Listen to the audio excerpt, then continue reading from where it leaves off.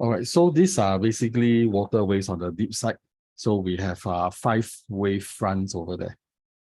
So to do a refraction into the shallow water, right?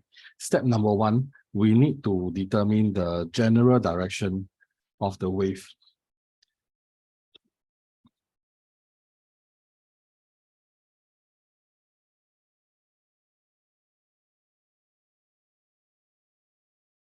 So using the general direction of the wave is it should be perpendicular to the wavefront.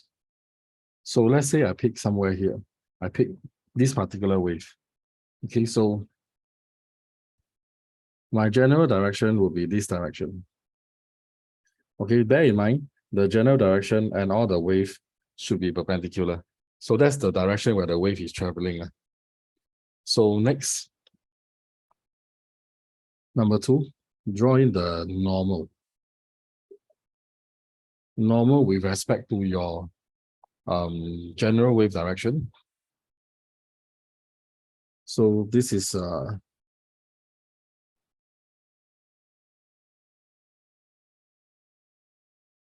normal before and after.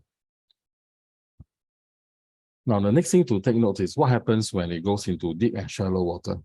So we use the wave equation, V equals to F lambda. The source of the wave is the same, therefore the frequency is the same. So when you go into shallow water, the speed decreases. So which means the wavelength will also decrease.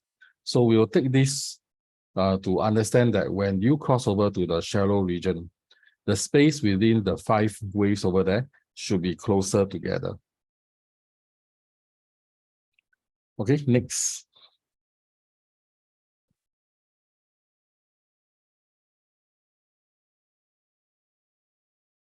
Drawing the refracted direction.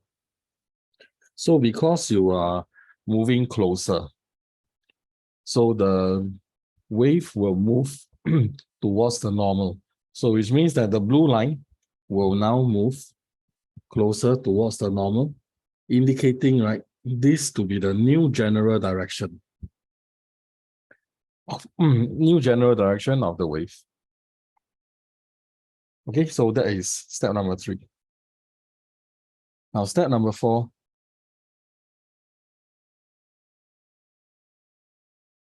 I will take one of the waves, okay, and connect the wave to the direction, to the new direction. And remember, every wave has to be perpendicular to your wavefront. To the wave direction.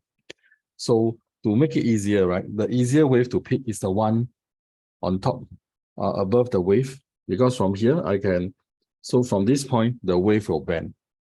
So it will bend in such a way that it will be perpendicular.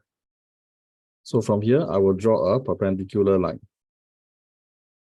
So you can see that now this particular wave, okay, this wave number 1 has bent into this new direction, number 2. And that this direction here has to be perpendicular to the general wave directions. Then from here, the remaining 4 waves, because all the wavefronts, they are parallel to each other. So number 5. Okay, draw the remaining waves and make sure it's parallel to the new wave. So parallel to the new wave, which is aka the purple wave. Because once you're parallel to the purple wave, you'll be perpendicular to the direction. And from here, I'll draw the remaining waves.